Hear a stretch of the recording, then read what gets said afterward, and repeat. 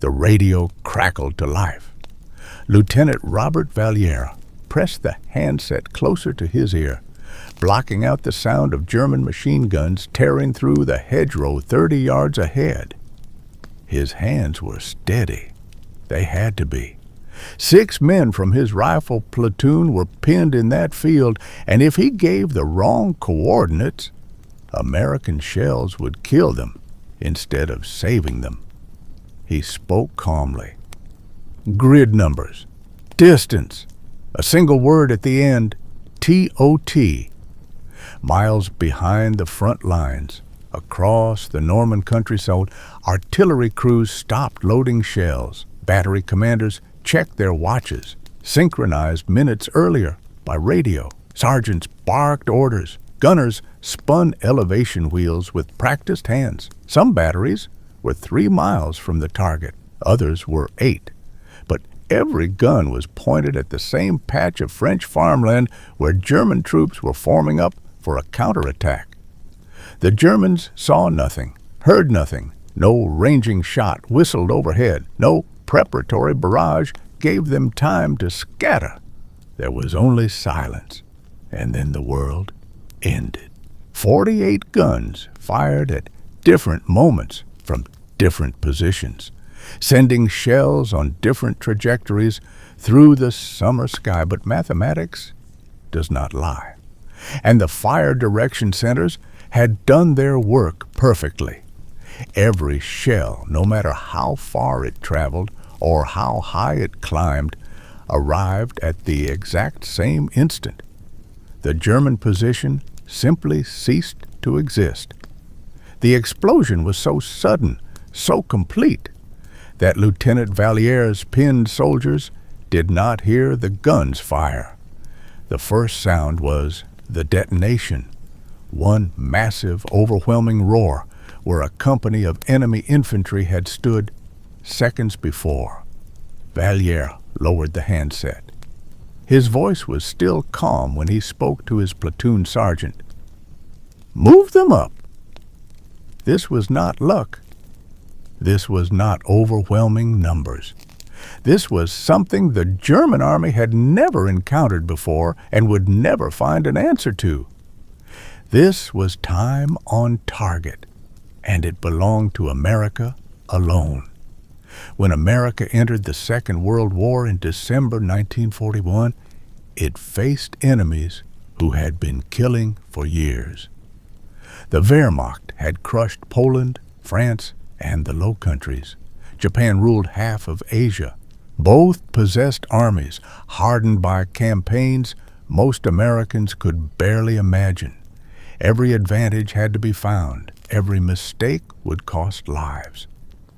The United States Army understood a brutal truth about modern war.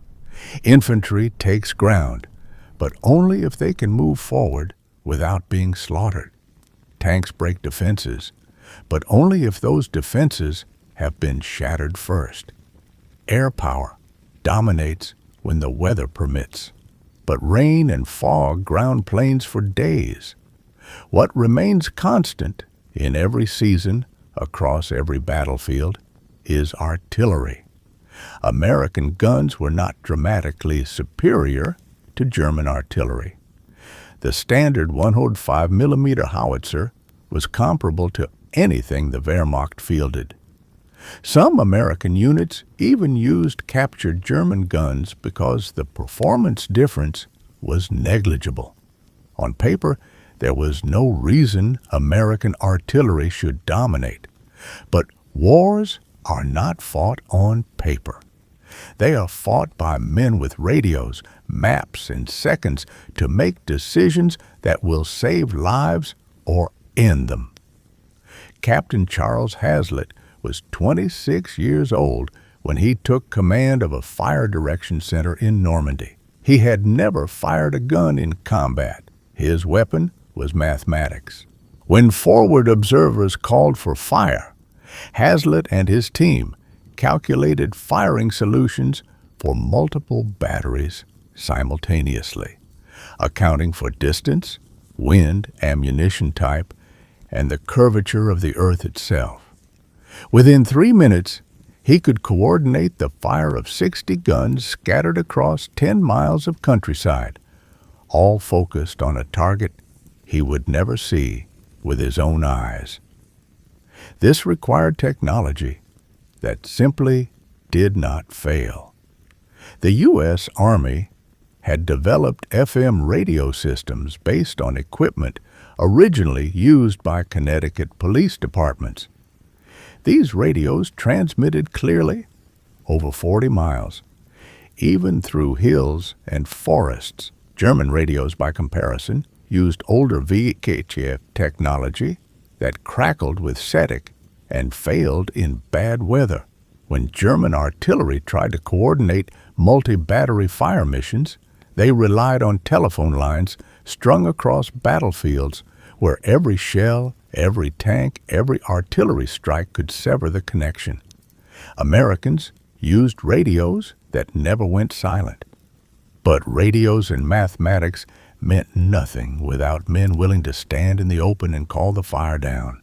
Second Lieutenant William Breckinridge was a forward observer attached to an infantry company pushing through the Hurtgen Forest in late 1944.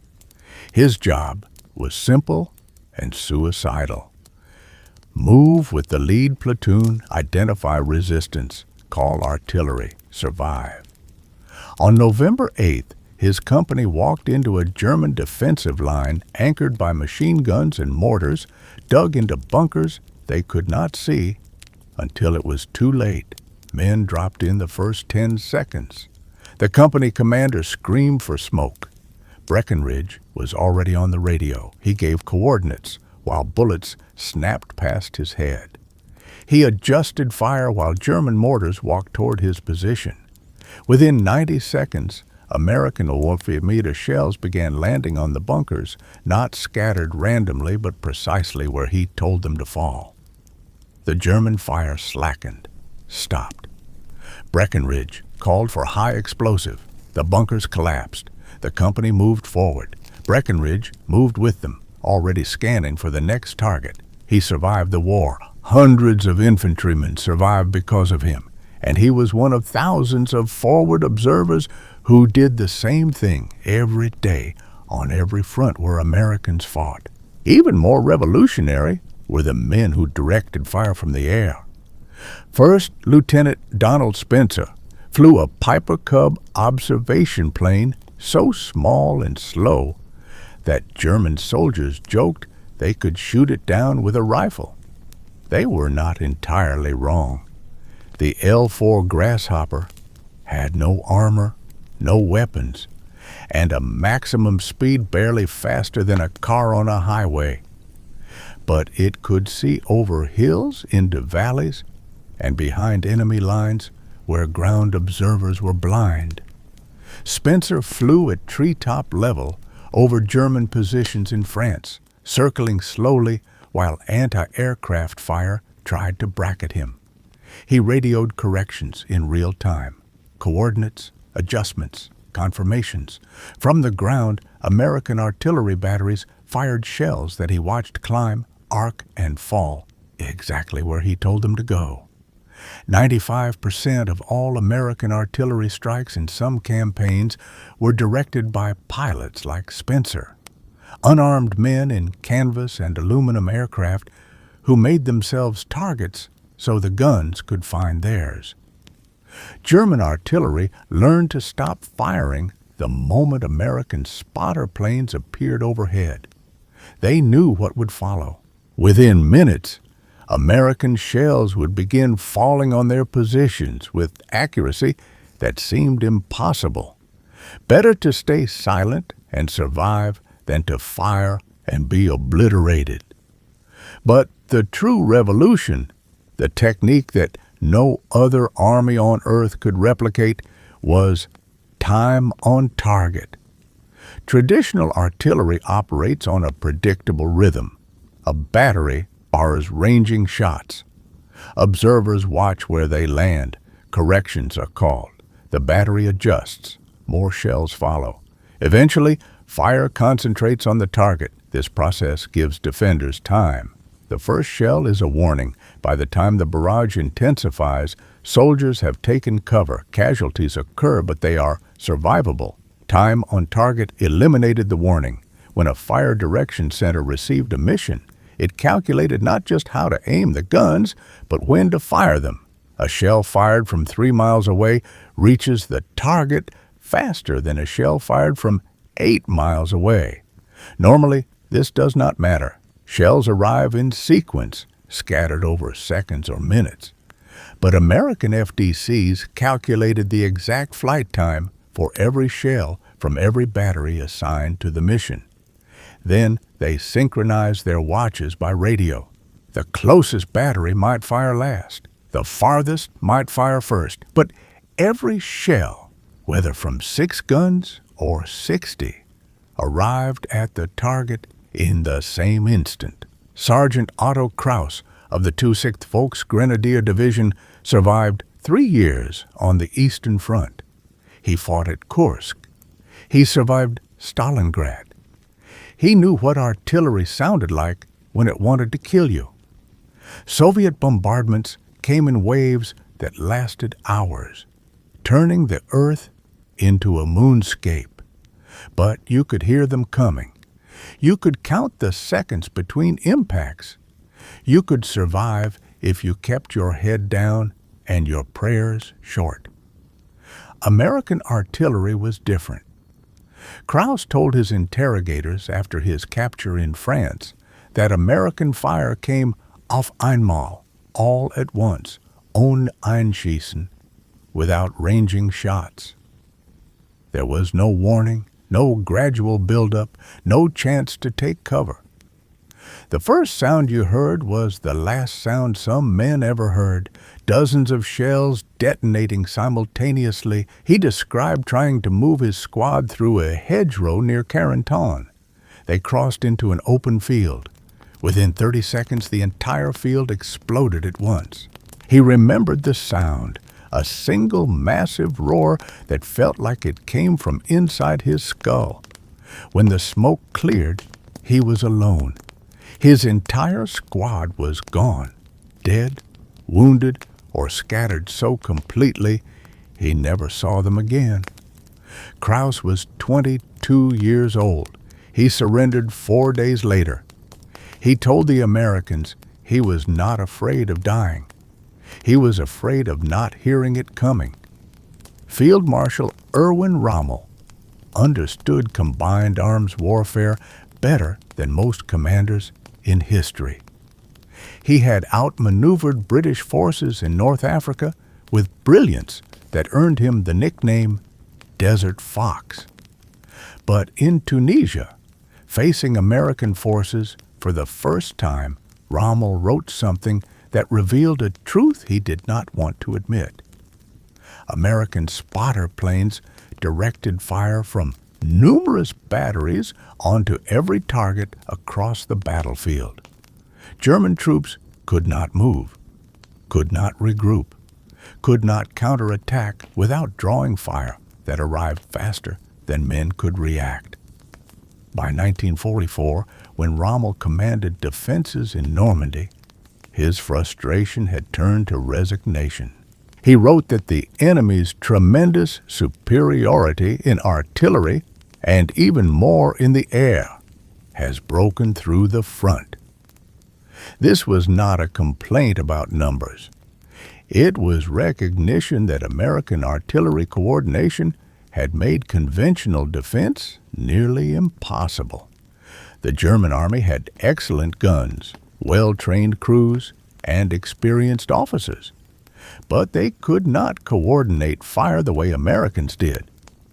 German batteries operated 4 different captured gun types, requiring 4 different ammunition types and 4 different firing tables. Coordinating simultaneous fire from such chaos was a nightmare. Worse, much of the Wehrmacht still moved on horses. American artillery batteries traveled on trucks capable of moving 160 miles in a day. German horse-drawn guns managed 25 miles before the animals collapsed. When Americans advanced, German artillery could not keep pace. When Germans retreated, American guns followed them like shadows.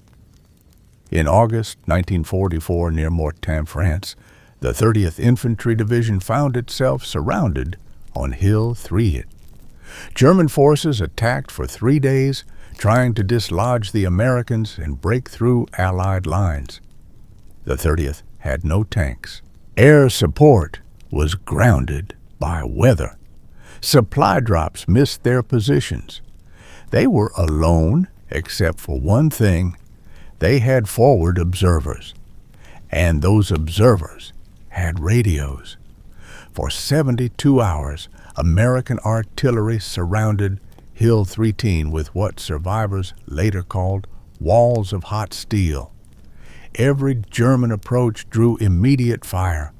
Every assembly area was struck before attacks could launch. Every retreat was chased by shells that followed the fleeing troops. German soldiers reported that advancing toward the American position felt like walking into an invisible barrier that detonated the instant they crossed it. Captain Reynold Erickson was the artillery liaison on Hill 3. He called fire missions continuously, coordinating batteries from 3 different divisions he had never trained with. He adjusted fire while German snipers tried to kill him. He directed shells onto targets less than 100 yards from his own position, trusting the gun crews miles away to hit precisely where he told them. For 3 days, he did not sleep. He spoke coordinates until his voice gave out, and then he whispered them. The 30th Division held Hill 3. The German offensive collapsed. Captain Erickson received the Distinguished Service Cross, but the medal citation did not mention the 600 German soldiers killed by artillery he directed or the 200 Americans who survived because of it. It simply said he had performed his duties with exceptional skill. Perhaps the clearest demonstration of American artillery supremacy came during a single mission in late 1944. Allied intelligence captured a German officer carrying detailed maps showing every Wehrmacht artillery position in a 50-square-mile sector. Exact locations, gun types, ammunition supplies, everything. The maps reached a corps-level fire direction center. Staff officers planned a mission involving dozens of batteries across 4 divisions. Every German gun on the map was assigned an American battery. Flight times were calculated, watches were synchronized. At the designated second, American guns fired. Shells launched from positions scattered across 30 miles of front. They traveled different distances, climbed to different heights, followed different trajectories, but they all arrived at German artillery positions at the exact same instant. In less than 5 minutes, the entire German artillery capability in that sector ceased to exist. No other army in the world could have executed that mission. Not Germany, not the Soviet Union, not Britain. Only the United States possessed the combination of technology, training, and coordination systems to make it possible. By the winter of 1944, during the Battle of the Bulge, German soldiers had learned a terrible lesson. Fighting American infantry was dangerous. Fighting American armor was deadly. But fighting American artillery was inescapable. It followed you into forests. It found you behind hills. It struck you in the dark. It arrived without warning and left nothing but smoke and silence. Private First Class Eugene Luciano was 19 years old when his unit advanced through the Ardennes in January 1940. His squad walked through positions recently abandoned by German forces. He saw foxholes where soldiers had died without firing a shot. He saw weapons still loaded, ready to fire, lying next to men who never had the chance to use them. He saw crater fields so dense that the ground looked like the surface of the moon. One German prisoner, barely older than Luciano himself, was brought back under guard. He spoke some English. Luciano asked him why he surrendered. The German looked at him with exhausted, empty eyes and said simply, "Your artillery knows where we are before we know where we are." That was the truth of it. American artillery did not just respond to the enemy, it anticipated them, predicted them, paralyzed them. In 1908, 33 years after the war ended, Harold Stringer stood in his living room in Ohio holding a letter he had just received. It was from a man named Donald Spencer, the pilot of an L-4 observation plane who had directed artillery fire over Luzon in the Philippines in February. Stringer had been a rifleman in that campaign. His company had walked into a Japanese ambush. Mortar fire pinned them in a rice paddy with no cover. Men were dying in the mud. Stringer was preparing to die with them when he heard the sound of a small engine overhead. An unarmed Piper Cub circled above the battlefield, so low Stringer could see the pilot's face. The plane banked, clamp, and within 90 seconds, American artillery began falling on the Japanese positions with surgical precision. The mortars went silent. The company advanced. Stringer survived. For 33 years, Stringer had wanted to find that pilot and thank him.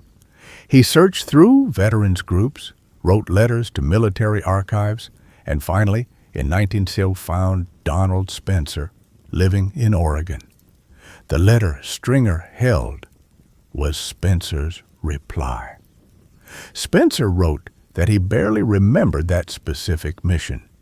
He had flown 247 combat sorties during the war. He had directed fire onto Japanese positions, German bunkers, and enemy artillery batteries he could not count.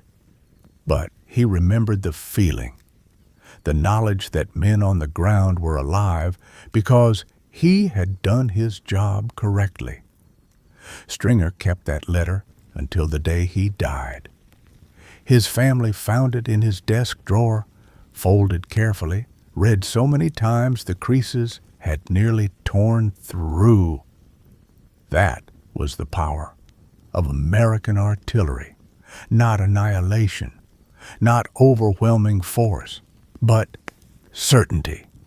Infantry knew that when they encountered resistance, support would arrive within minutes. Observers knew that when they called for fire, the shells would land where they asked. Enemies knew that revealing their positions meant drawing death from the sky faster than they could escape. By the spring of 1940, American artillery had established a reputation that transcended tactics and technology. General George Patton, never a man prone to modesty or understatement, told his artillerymen something that left no room for doubt. "I do not have to tell you who won the war. You know, the artillery won the war." Military historians analyzing the campaign in Europe agreed.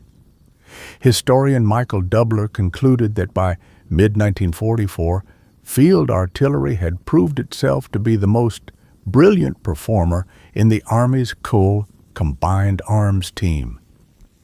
Not because American guns were bigger, not because they fired more shells, but because they were faster, more accurate, and more coordinated than any artillery system the world had ever seen. The 105mm howitzer was an ordinary weapon. The 155mm gun was not revolutionary. The radios were adapted from police equipment. The mathematics were taught in artillery schools to every lieutenant fresh out of West Point. None of it was miraculous. All of it was brilliant. Time on target was not a single invention. It was a system built from discipline, training, communication, and trust. Was that forward observers like William Breckinridge would give accurate coordinates while bullets snapped past their heads. Trust that pilots like Donald Spencer would fly into anti-aircraft fire to mark targets they could barely see. Trust that fire direction centers would calculate solutions without error, under impossible pressure. Trust that gun crews would fire at the exact second ordered, even though they could not see what they were shooting at. That trust was earned in training camps across the United States, refined in North Africa and Italy, and perfected in France and Germany. It was not magic. It was thousands of men doing difficult, dangerous work with a precision that saved lives and won battles. When Lieutenant Robert Valliere pressed that radio handset to his ear in Normandy and whispered coordinates that would kill Germans and save Americans, he was not calling down thunder. He was speaking to men he trusted, men who would not fail him, men who had done this 100 times before and would do it 100 times again. When the shells arrived all at once, simultaneous and devastating, it was not because of a miracle weapon or superior firepower. It was because a system built on mathematics, ladies and trust, worked exactly as it was designed to work. The German army had excellent artillery. They had brave soldiers and competent officers, but they could never match American coordination. They could never replicate time on target. They could never build a system where junior officers at the front commanded the fire of entire divisions with a single radio call. In the end, American artillery supremacy was not about steel or explosives. It was about turning communication into a weapon more powerful than any gun. When the radio crackled and a calm voice spoke coordinates, the guns answered. And somewhere on a battlefield in France, Belgium, or Germany, American soldiers kept moving forward because they knew they were not alone. The artillery was with them, always, invisible until the moment it was needed, silent until the moment it spoke. And when it spoke, the enemy had no time to pray.